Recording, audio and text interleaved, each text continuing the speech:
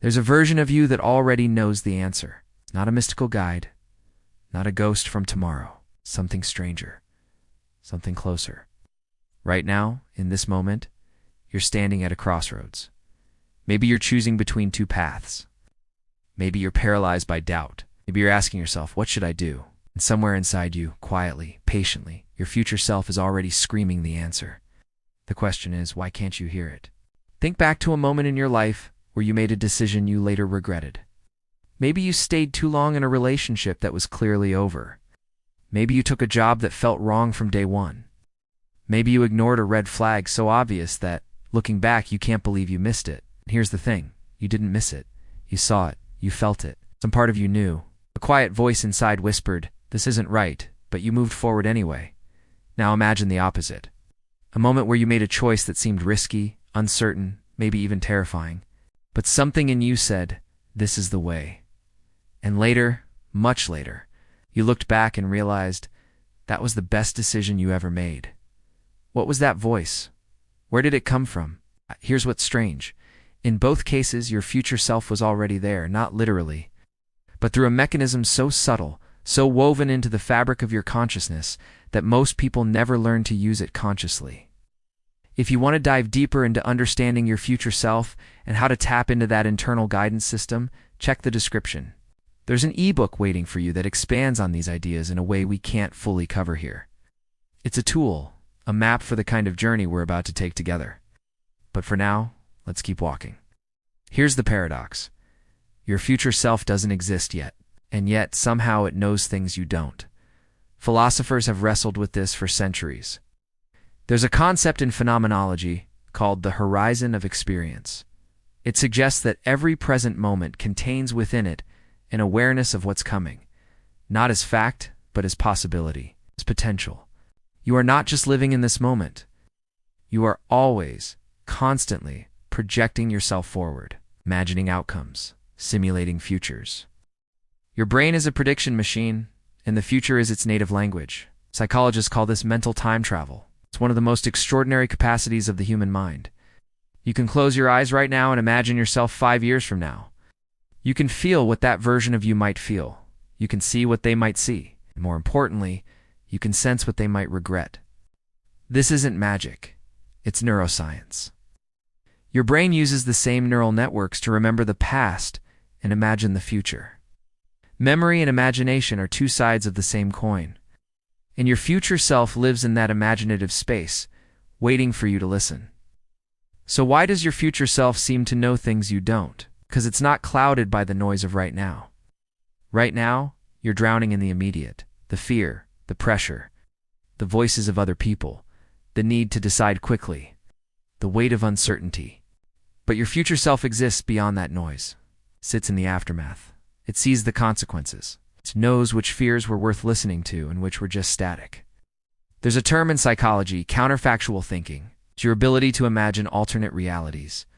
What if I had done this instead? What would happen if I choose that? Most people only use counterfactual thinking in reverse. They look back and say, I wish I had done things differently. But the people who make the best decisions, they use it forward. They imagine their future self looking back at this moment and ask, what would I wish I had done? This is where the strange power of the future self reveals itself. It's not a prophet. It's not omniscient. It's you, stripped of the urgency of now, armed with the clarity of distance. And here's the beautiful, terrifying truth. It's trying to reach you right now. Through intuition, through that quiet voice that says, you already know the answer. Let me tell you a story. There was a man, let's call him David, standing at a literal crossroads in his life. He'd been offered a promotion, more money, more status, everything he thought he wanted.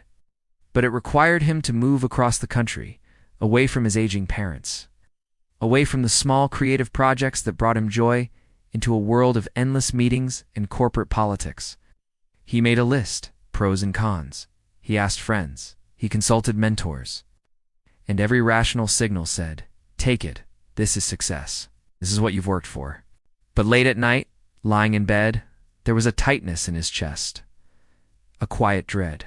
In his mind, he could see himself a year from now, not happy, not fulfilled. It's just wealthier and emptier. He almost ignored it. He almost dismissed it as fear. But then he did something unusual. He wrote a letter to himself. 5 years in the future. Dear future David, he wrote. Did I make the right choice? Are you proud of me? Or do you wish I had been braver? He sat with that letter for 3 days. Oh. And then he turned down the promotion. He stayed. He chose the life that felt right over the life that looked right. 5 years later, he read that letter again, and he cried.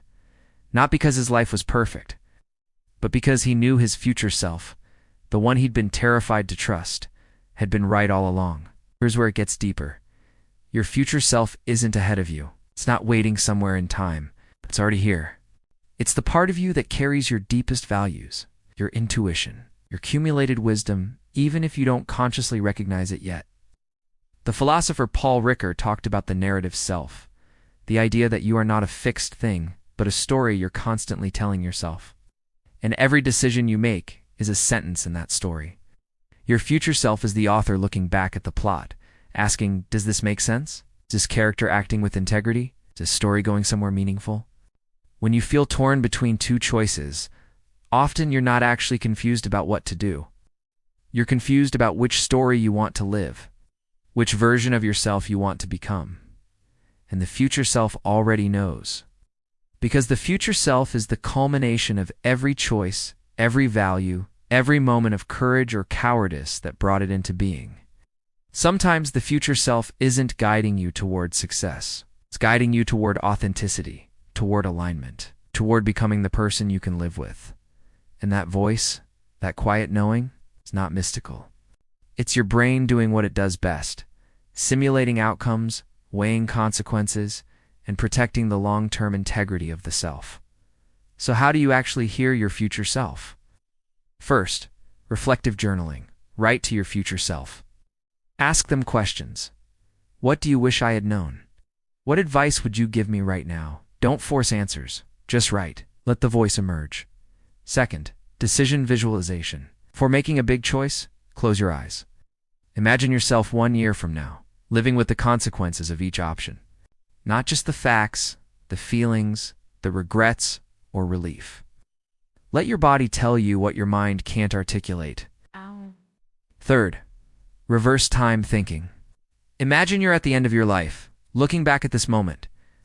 What would the oldest, wisest version of you say? What would matter? What wouldn't? Fourth, talk to your future self as a guided meditation. Literally, out loud or in your mind. Have a conversation. Ask for guidance. Listen to what arises. It's not magic. It's accessing the deeper layers of your own wisdom. And finally, trust the quiet voice. It's the one that persists even when it's inconvenient, even when it contradicts the world's expectations. That voice is not fear. Fear is loud.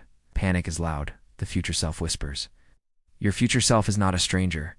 It's you, refined by time, stripped of the noise, aligned with what truly matters. And the strange, beautiful truth is this.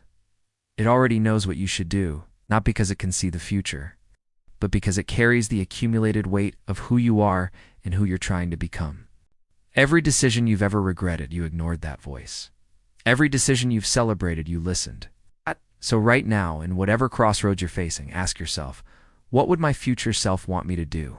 Not for comfort, not for approval, but for alignment, for integrity, for the story I want to live. The answer is already there. You just have to be still enough to hear it. If you want to go deeper into this work, into the practices and insights that can help you strengthen that connection, the ebook in the description is there for you. It's a continuation of this journey. Thank you for being here. Thank you for listening. And thank you for trusting the voice that's been guiding you all along. Your future self is grateful, and so am I.